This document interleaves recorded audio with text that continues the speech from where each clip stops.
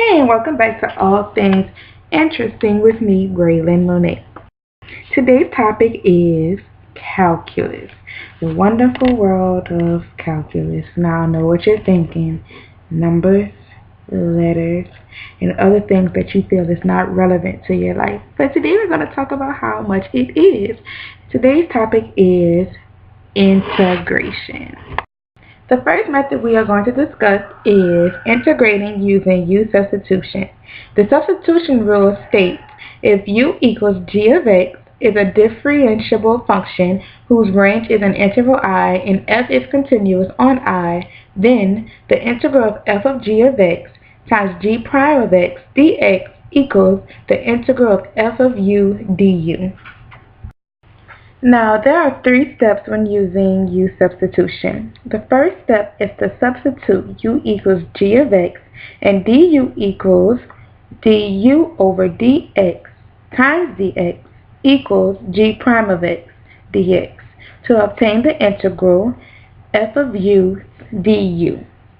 The second step is to integrate with respect to u. The third step is to replace u by g of x in the result. The next method we will talk about is trig substitution. Trig substitutions occur when we replace the variable of integration by a trig function.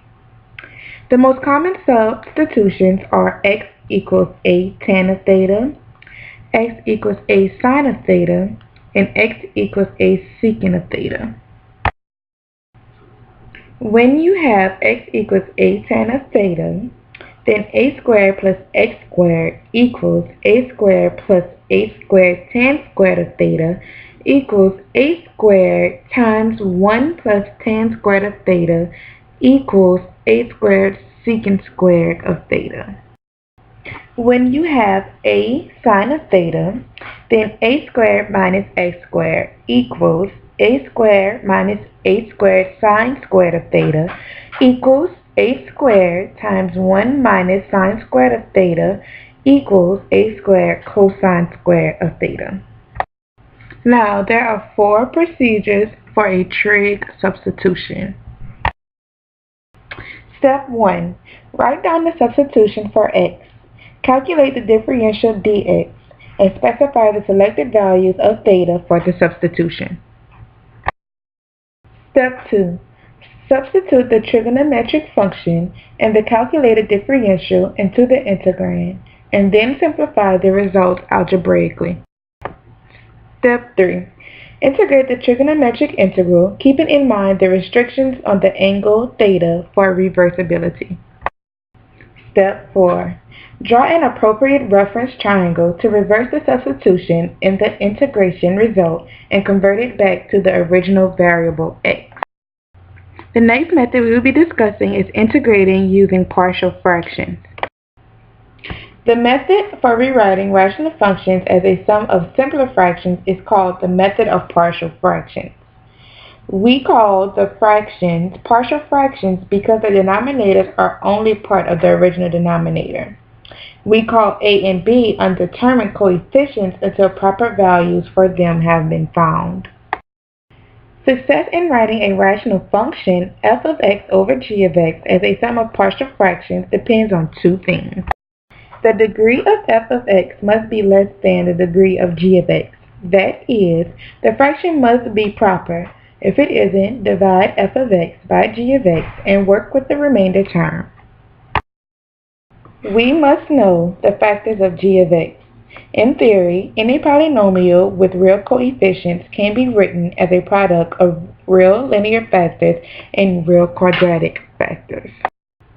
Next, we will see the method of partial fractions. Let x minus r be a linear factor of g of x. Suppose that x minus r to the m power is the highest power of x minus r that divides g of x. Then to this factor, assign the sum of m partial fractions, a1 over x minus r plus a2 over x minus r squared plus 8m over x minus r to the m power. Do this for each distinct linear factor of g of x. Let x squared plus px plus q be an irreducible quadratic factor of g of x so that x squared plus px plus q has no real roots. Suppose that x squared plus px plus q to the n power is the highest power of this factor that divides g of x. Then to this factor assign the sum of the n partial fractions and refer to the partial fraction that is below. Remember to do this for each distinct quadratic factor of g of x. Third, set the original fraction f of x over g of x equal to the sum of all these partial fractions. Clear the resulting equation of fractions and arrange the terms in decreasing powers of x. Lastly, equate the coefficients of corresponding powers of x and solve the resulting equations for the undetermined coefficients. Next up is integrating by parts. Integration by parts is a technique for simplifying integrals of the form the integral of f of x, g of x, dx. The integration by parts formula is integral of u dv equals uv minus the integral of v du. This formula expresses one integral of u dv, in terms of a second integral, the integral of v du. With a proper choice of u and v, the second integral may be easier to evaluate than the first.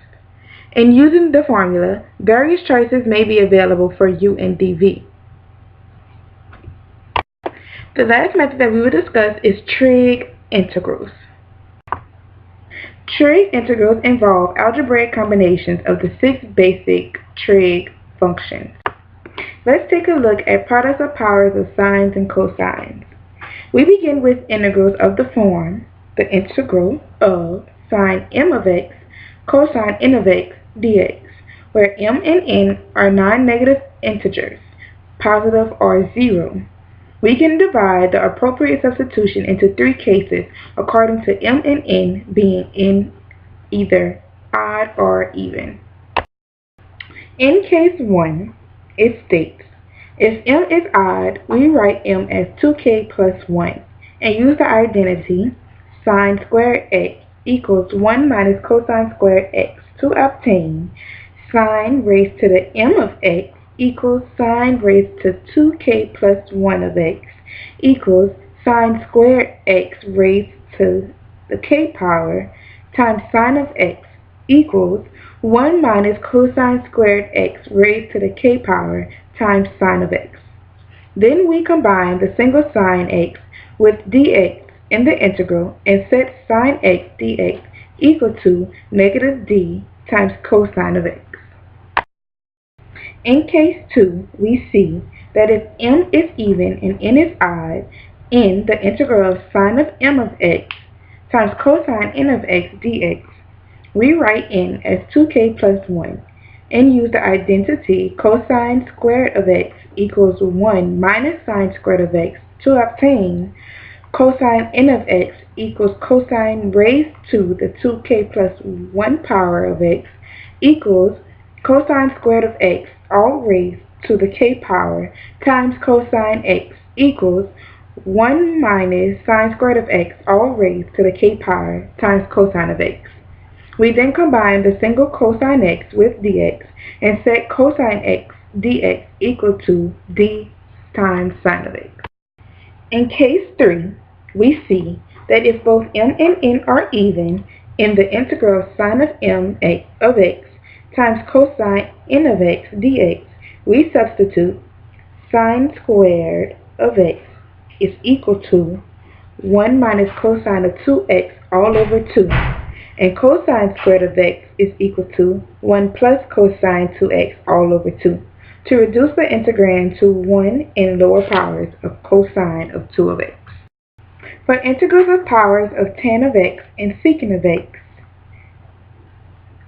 the rules are, to integrate higher powers, we use the identities tan squared of x equals secant squared of x minus 1 and secant squared of x equals tan squared of x plus 1. Then we integrate by parts when necessary to reduce the higher powers to lower powers. Now, for all of you confused birds out there who need a trick, I have a secret for you when using trig integrals. Whenever you have sine, cosine, tan, odd, or secant, even, we then use Pythagorean identities, which is located on the screen for your use. And whenever you have sine and cosine even, we use double angle identities. Then we try to integrate. And there you have it, guys. Another wonderful and exciting episode of All Things Interesting with me, your host, Breighlynn Monet. Don't forget to tune in next week. There's no surprise in what topics I will come up with. Until next time, peace.